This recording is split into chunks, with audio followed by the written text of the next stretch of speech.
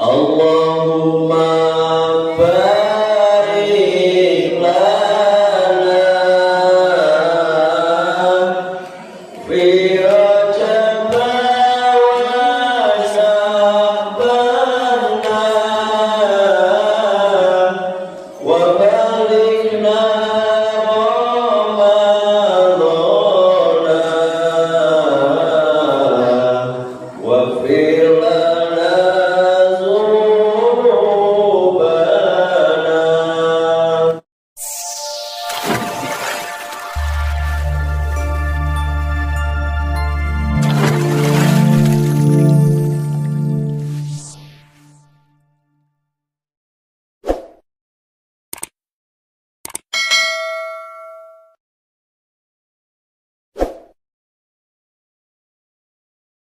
Allah, zuhur kita dipanggil Allah, asar kita dipanggil Allah, maghrib kita dipanggil Allah, isya kita juga dipanggil Allah. Saking sayangnya Allah dengan ciptaannya, kita setiap hari disuruh mendekatkan diri kepada Allah Subhanahu wa Ta'ala. Apa tujuannya? Agar hamba-hamba Allah yang melaksanakan sholat, baik itu sholatnya khusyuk atau tidak khusyuk, baik sholatnya itu benar atau tidak benar, baik sholatnya itu pas atau tidak pas, yang penting sergap kalau tenanan itu mendapat poin dan nilai dari Allah Subhanahu wa Ta'ala. Yo piye wong desa dusun pupus akhir lakoni sholat khusyuk lho piye. Jadi pas Allahu Akbar mikir bayaran bank, Allahu Akbar yang dipikir BCA, Allahu Akbar yang dipikir kreditan NMAX. Bagaimana Allah menilai masyarakat kita kalau sholatnya di dalam pikirannya sudah banyak kacau? Makanya Allah pernah bilang kepada malaikat Jibril alaihissalam, di saat Jibril itu diciptakan oleh Allah, mulai malaikat Jibril diciptakan oleh Allah, tanpa disuruh oleh Allah, malaikat Jibril sholat kepada Allah 2 rakaat. 1 rakaat malaikat Jibril sujudnya selama 20 tahun. 1 rakaat malaikat Jibril bersujud kepada Allah, melaksanakan sholat 2 rakaat, 1 sujudan 20 tahun. Berarti kalau 2 sujudan 40 tahun. Terus malaikat Jibril bilang sama Allah, ya Allah, adakah makhluk panjenengan yang lebih mulia, yang lebih baik daripada saya? Tidak ada Jibril. Satu-satunya makhluk terbaik, satu-satunya makhluk yang terhebat, yang terkhusyuk ibadahnya kepadaku adalah engkau Jibril. Tapi nanti di akhir zaman ada makhlukku yang lebih mulia, yang lebih aku cintai, yang lebih aku sayang adalah Muhammad Sallallahu Alaihi Wasallam dan umat-umatnya. Kenapa saya sampaikan seperti itu? Ini jauh Gusti Allah Bapak Ibu. Walaupun umatnya Nabi Muhammad sholatnya enggak khusyuk, umatnya Nabi Muhammad banyak salah, umatnya Nabi Muhammad banyak dosa, tapi mau bertobat kepada Allah Subhanahu wa Ta'ala, itu bisa mengalahkan sujudnya malaikat Jibril 1 rakaat selama 20 tahun. Jadi penak betul jadi umat Nabi. Penak ya? Penak. Dalam sholat orang khusus mikir berapa, mikir bacaan, mikir beras, mikir apa, tapi masih diberikan maaf oleh Allah Subhanahu wa Ta'ala. Inilah enaknya jadi umat Nabi besar Muhammad Sallallahu Alaihi Wasallam.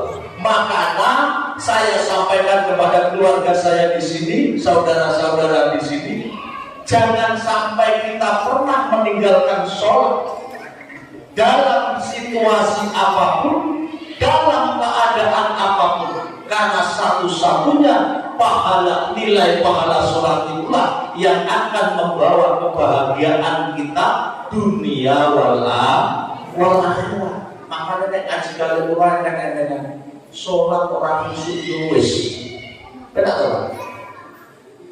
Sholat gak khusyuk ya wes, yang penting sholat. Masalah sholat kita diterima pada itu urusan Allah Subhanahu wa Ta'ala. Maka berkah-berkahnya kita melaksanakan sholat 5 waktu itu sangat banyak sekali. Apabila nanti di hadapan Allah Subhanahu wa Ta'ala, seandainya sholat kita sudah dinilai baik oleh Allah, diterima oleh Allah, semua pahala yang telah kita laksanakan, semua pahala yang telah kita lalui, itu semua dibiji bagus oleh Allah Subhanahu wa Ta'ala.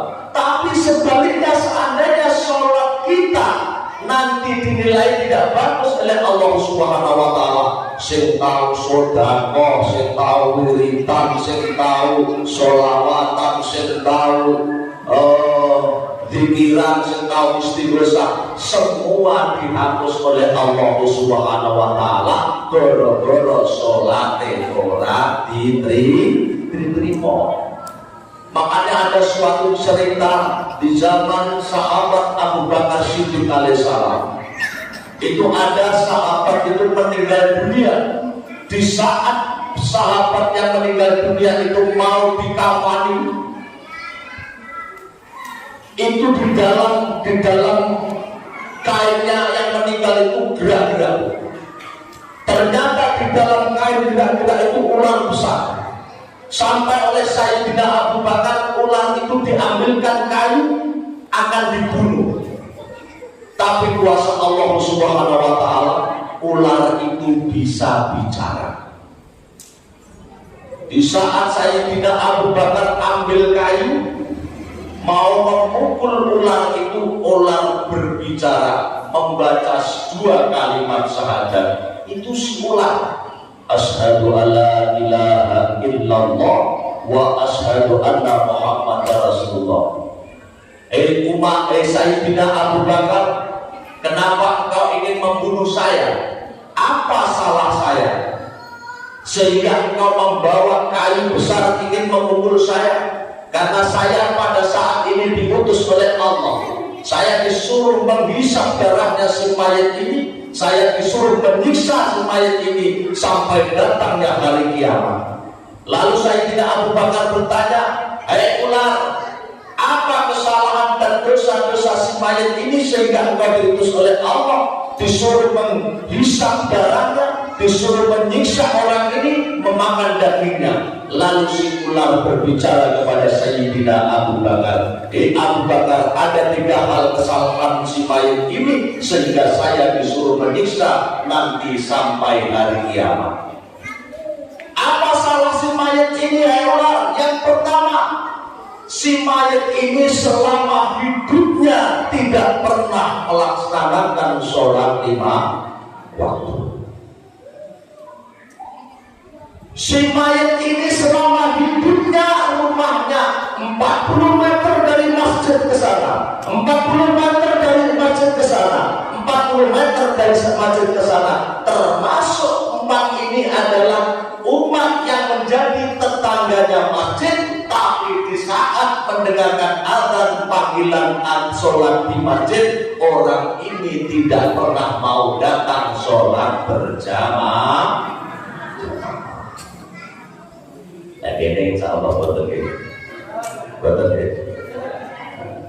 Tetangga masjid itu mana Pak Masjid? Sana 40 rumah, di sana 40 rumah, di sana 40 rumah, belakang 40 rumah. Kalau kita ingat sejarah Sayyidina Abu Bakar, ada umat manusia selama hidupnya tidak pernah melaksanakan sholat 5 waktu, padahal sholat itu perintah Allah Subhanahu wa Ta'ala. Saking mulianya sholat, saking besar pahalanya sholat, sehingga sholat tidak bisa diwakilkan oleh malaikat Jibril. Langsung baginda Nabi besar Muhammad SAW dipanggil menghadap Allah, langsung menjemput sholat 5 waktu.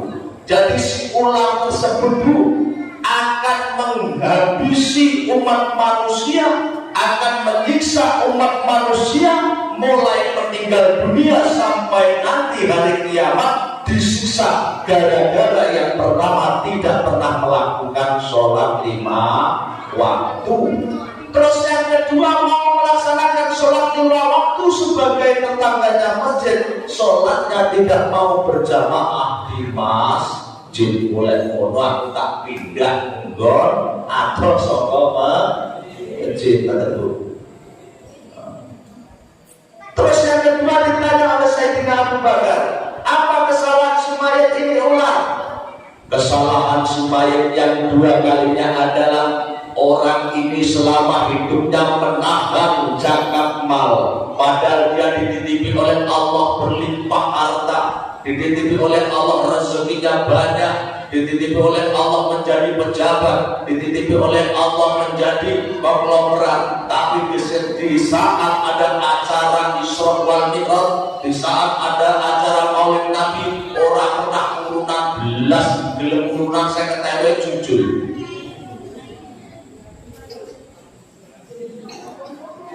Susu. Orang yang seperti ini nanti meninggalnya akan disiksa ular besar di dalam kubur sampai datang hari kiamat. Yang nomor 3 kesalahan si mayat itu apa?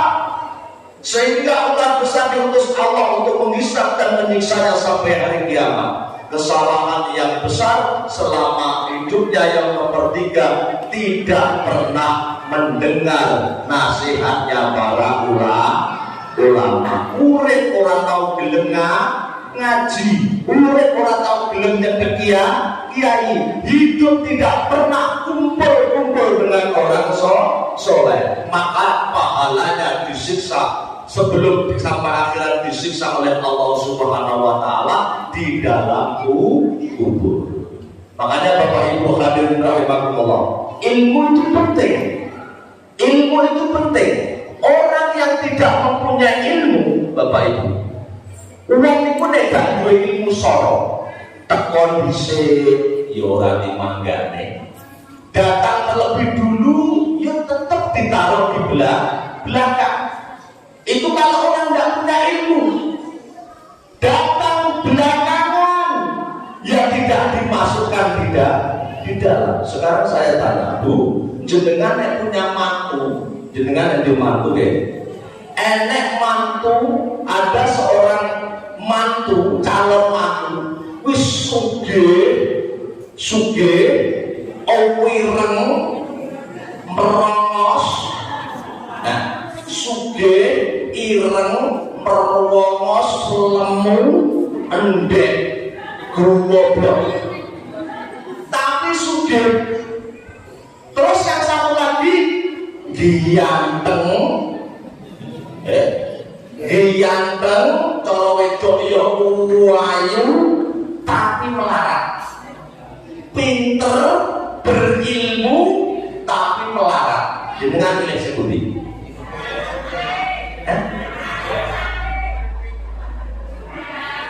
Milih sing sugih apa melarat?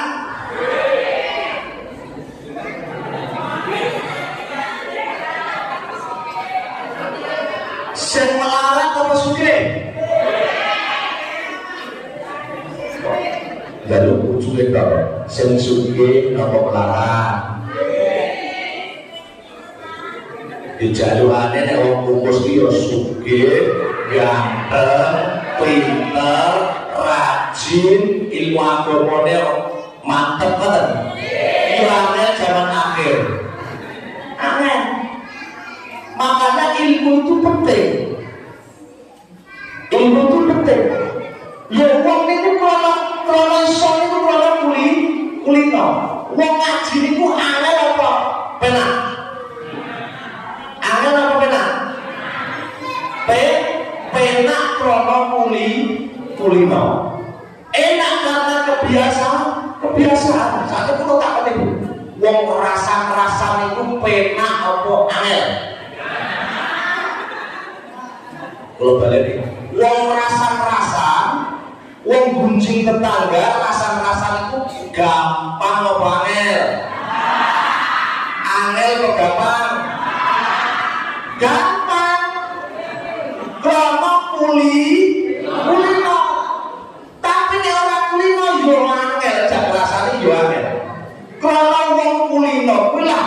bisa menjadimu mudah. Ngomong sholat tahajud ini, sholat tahajud di 1/4 malam, itu gampang apa abot? Abot. Kaprono kulino berat karena belum terbiasa. Tapi kalau terbiasa, insya Allah gampang. Karena tidak mudah, karena tidak berterbiasa. Krono abot kurang biasa. Jadi begitu juga kita mengenal kanjeng Nabi besar Muhammad Sallallahu Alaihi Wasallam. Isra wal Mi'raj iki lho, pengurunan setan yo abot, krono ndak lino soda. Tapi kalau terbiasa mengeluarkan uang, nyoh, itu tidak akan merasa berat. Karena sabdanya Nabi besar Muhammad Sallallahu Alaihi Wasallam, kalau engkau cinta kepada saya, kalau engkau senang karo aku, anakmu, hartamu, jabatanmu, harta bendamu, kedudukanmu, jangan sampai mengalahkan semua itu cinta kepada saya. Kalau itu yang terjadi, maka nanti di akhiratnya Allah, engkau akan jauh kepada saya. Kita akan dijauhkan Allah oleh kepada Nabi besar Muhammad Sallallahu Alaihi Wasallam. Paham ya? Terus kalau kita sudah melakukan sholatnya wis sergap, pikirnya sudah sergap, akalnya tersusun, hatinya tenang, kita akan selalu mendapat keberkahan dari Allah Subhanahu wa Ta'ala. Makanya Allah turunkanlah bacaan subhanallah walhamdulillah wala ilaha illallah wallahu akbar. Itu pun Nabi besar Muhammad Sallallahu Alaihi Wasallam minta bagian dari bacaan itu. Maksudnya apa? Allah ciptakan 4 malaikat. Yang pertama, Allah ciptakan malaikat yang selalu membaca subhanallah, subhanallah. Itu tidak akan pernah berhenti sampai nanti yaumil qiyamah. Yang nomor 2, Allah ciptakan malaikat yang selalu membaca la ilaha illallah, la ilaha illallah sampai hari kiamat.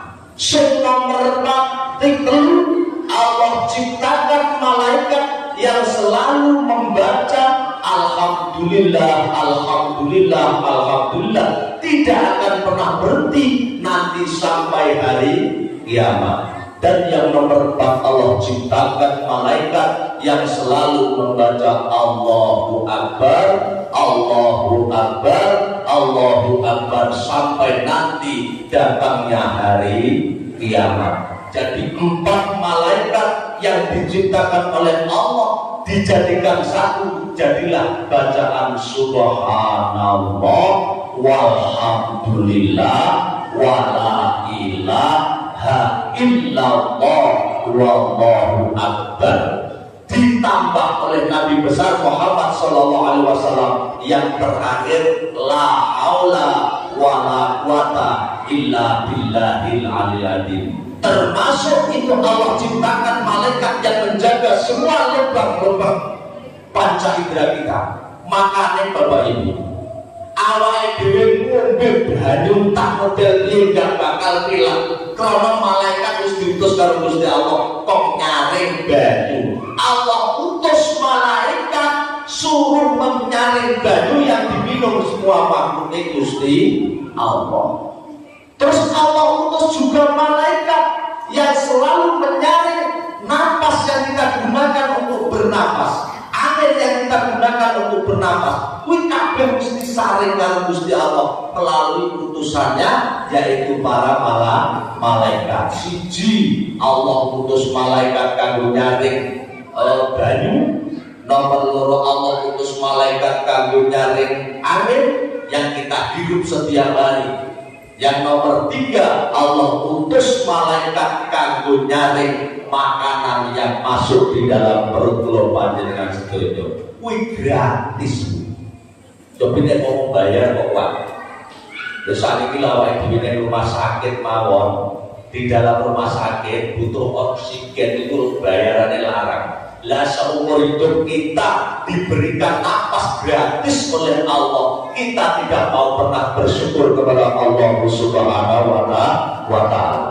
Bapak Ibu yang kami hormati, kita hidup di akhir zaman. Makanya saya pesan kepada saudara-saudara kula wonten mriki, dulur-dulur kula wonten mriki, kula niku ibaratnya dulur panjenengan, kula mau menyampaikan aja kita hidup di zaman akhir ini banyak sekali fitnah, banyak sekali tantangan, banyak sekali budaya-budaya asing yang masuk di wilayah kita yang ingin merusak generasi kula panjenengan sedaya, ingin merusak akidah, ingin merusak iman, dan ingin merusak ketakwaan kita kepada Allah Subhanahu wa Ta'ala. Saat ini napa sing penak mawon sing jelas mawon, goro-goro HP iki lho wong salah kaprah.